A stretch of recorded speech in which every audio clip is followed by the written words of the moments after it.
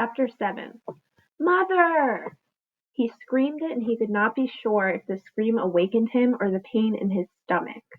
His whole abdomen was torn with great rolling jolts of pain that doubled him in the darkness of the little shelter, put him over and face down in the sand to moan again and again, "Mother!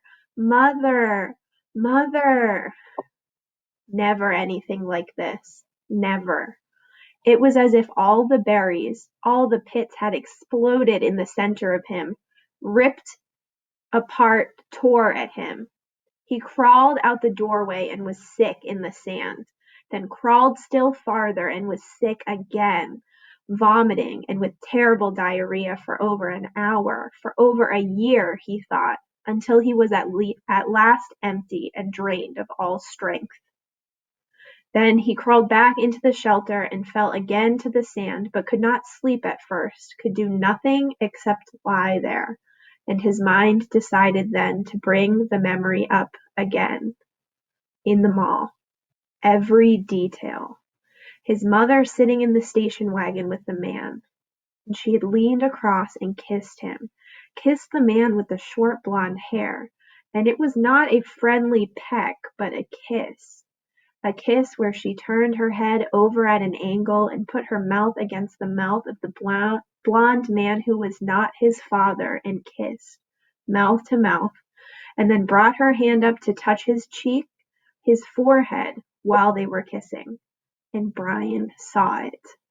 Saw this thing that his mother did with the blonde man. Saw the kiss that became the secret that his father still did not know all about. The memory was so real that he could feel the heat in the mall that day, could remember the worry that Terry would turn and see his mother, could remember the worry of the shame of it, and then the memory faded and he slept again. Awake. For a second, perhaps two, he did not know where he was. He was still in his sleep somewhere. Then he saw the sun streaming in the open doorway of the shelter and heard the close, vicious whine of the mosquitoes, and he knew. He brushed his face, completely welted now with 2 days of bites, completely covered with bumps and with lumps and bites, and was surprised to find the swelling on his forehead had gone down a great deal, was almost gone. The smell was awful, and he couldn't place it. Then he saw the pile of berries at the back of the shelter and remembered the night and being sick. Too many of them, he said aloud. Too many gut cherries. He crawled out of the shelter and found where he'd messed the sand. He used sticks and cleaned it as best he could, covered it with clean sand, and went down to the lake to wash his hands and get a drink. It was still very early, only just past true dawn, and the water was so calm he could see his reflection. It frightened him. The face was cut and bleeding, swollen and lumpy, the hair all matted, and on his forehead a cut had healed but left the hair stuck with blood and scab. His eyes were slits in the bites, and he was, somehow, covered with dirt. He slapped the water with his hand to destroy the mirror. Ugly, he thought. Very, very ugly.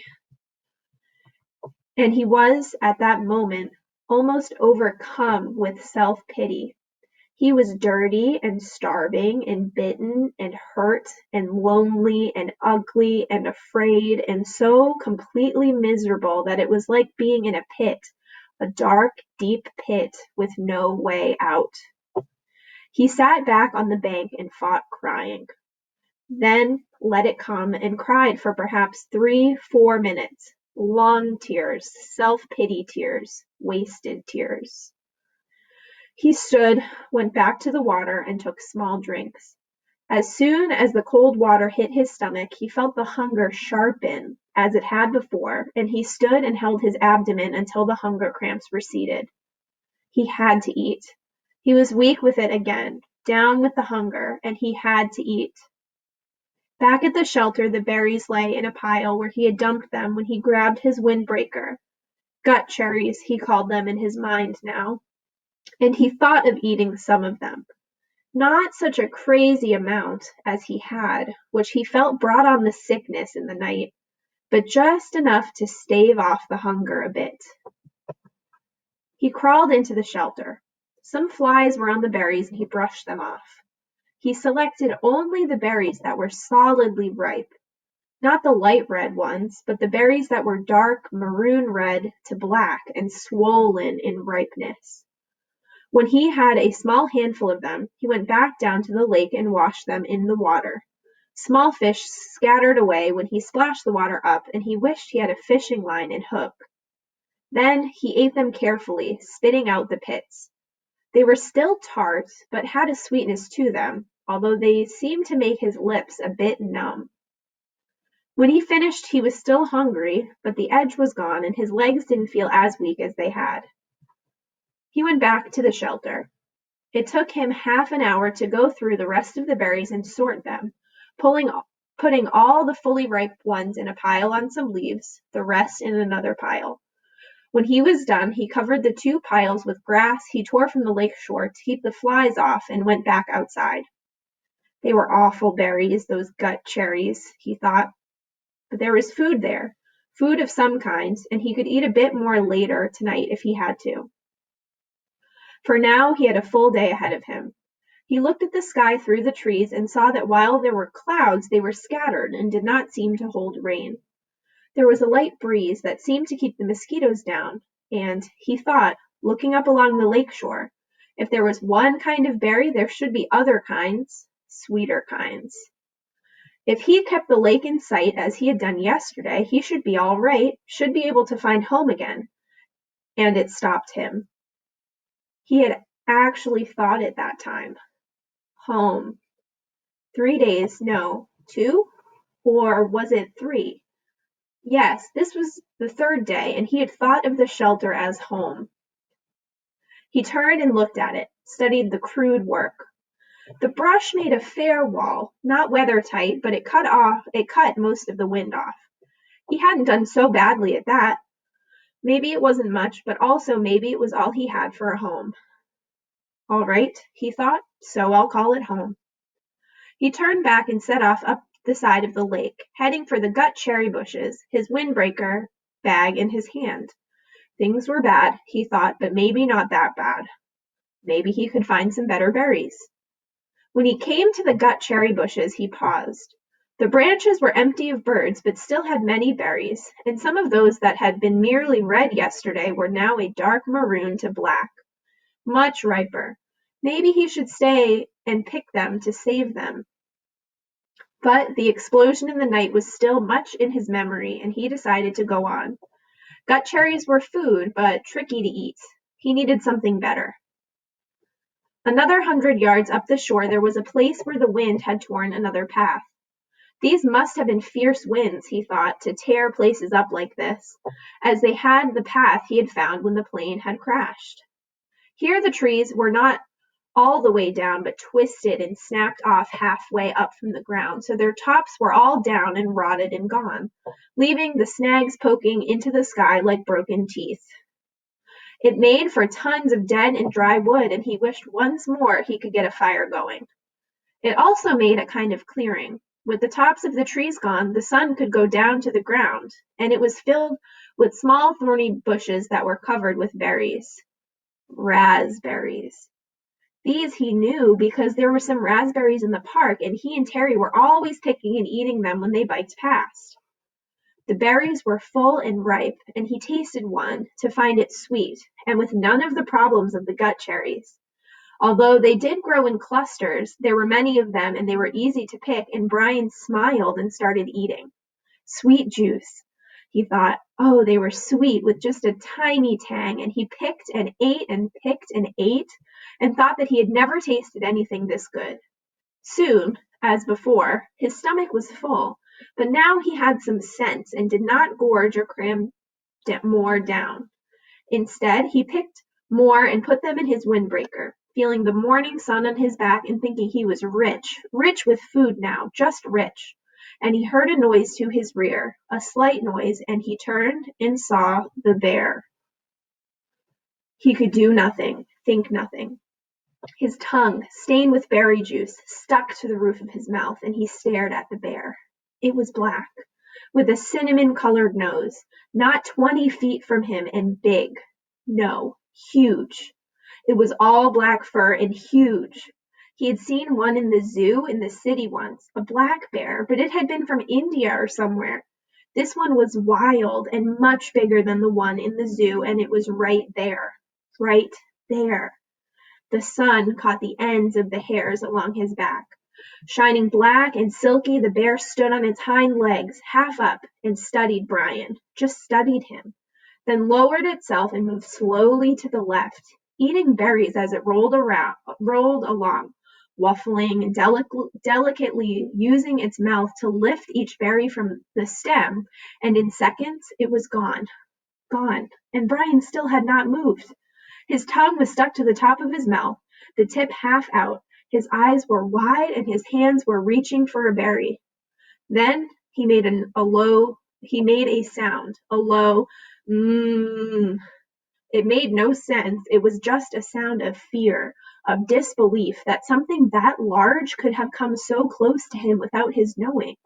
It just walked up to him and could have eaten him, and he had done nothing. Nothing. And when the sound was half done, a thing happened with his legs, a thing he had nothing to do with, and they were running in the opposite direction from the bear, back toward the shelter. He would have run all the way in panic, but after he had gone perhaps 50 yards, his brain took over and slowed, and finally stopped him. If the bear had wanted you, his brain said, he would have taken you. It is something to understand, he thought, not something to run away from. The bear was eating berries, not people. The bear made no move to hurt you, to threaten you. It stood to see you better, study you, and then went on its way eating berries. It was a big bear, but it did not want you, did not want to cause you harm, and that is the thing to understand here. He turned and looked back at the stand of raspberries. The bear was gone. The birds were singing. He saw nothing that could hurt him. There was no danger that he could sense, could feel. In the city, at night, there was sometimes danger. You could be in the park at night after dark. You could not be in the park at night after dark because of the danger. But here, the bear had looked at him and had moved on. And this filled his thoughts. The berries were so good, so sweet and rich, and his body was so empty. And the bear had almost indicated that it didn't mind sharing, had just walked away from him. And the berries were so good. And, he thought, finally, if he did not go back and get the berries, he would have to eat the gut cherries again tonight. That convinced him, and he walked slowly back to the raspberry patch and continued picking for the entire morning, although with great caution, and once a squirrel rustled some pine needles at the base of a tree, he had nearly jumped out of his skin. About noon, the sun was almost straight overhead. The clouds began to thicken and look dark. In moments, it started to rain, and he took what he had picked and trotted back to the shelter. He had eaten probably 2 pounds of raspberries and had maybe another 3 pounds in his jacket, rolled in a pouch. He had made it to the shelter just as the clouds completely opened and the rain roared down in sheets. Soon, the sand outside was drenched and there were rivulets running down to the lake, but inside he was dry and snug. He started to put the picked berries back in the sorted pile with the gut cherries, but noticed the raspberries were seeping through his jacket. They were much softer than the gut cherries and apparently were being crushed a bit with their own weight. When he held the jacket up and looked beneath it, he saw a stream of red liquid.